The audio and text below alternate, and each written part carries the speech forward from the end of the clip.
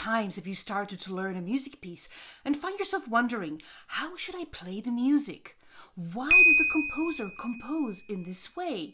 Today I'd like to share with you a type of book that I personally found very beneficial for my music education.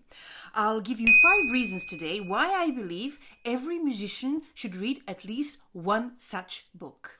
Music History. Different worlds. The life and times of composers are less known to us than their music, yet they give us a unique insight of the circumstances, surroundings, and age when they were born and died. These historical periods are all very different, and knowing something about the society in which musical giants like Bach, Beethoven, or Chopin worked tells us a lot about the cultural background to their music. One gets a feeling of the atmosphere and reveals what is behind each masterpiece of music we all practice and perform. Bach lived in the Baroque age. His music was played only in churches and palaces. Beethoven lived in times of revolution and was the first free and independent artist, composing for all classes of people. Chopin lived in the Romantic age, which brought new ideas to the world and, of course then, art and music.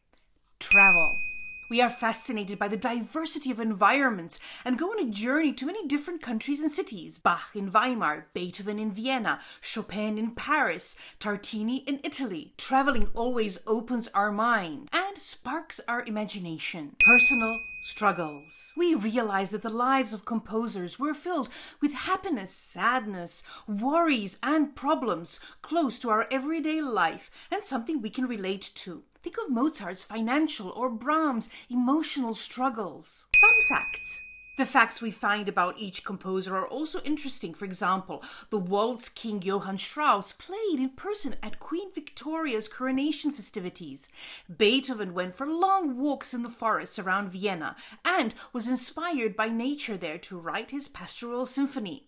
Mozart as a child played with Marie Antoinette, the unfortunate Queen of France. I love these stories. They are a good read and spark the imagination, which triggers creativity and gives us a new perspective on what we are listening and playing. Colorful lives. We learn about the colorful lives composers led, like Bach with his 17 children, Wagner, who left his boring job in a provincial theater, sailed across the Baltic and North Seas and arrived in France penniless, where he composed The Flying Dutchman, or Tchaikovsky, who was a civil servant and gave a secure job up to become a composer.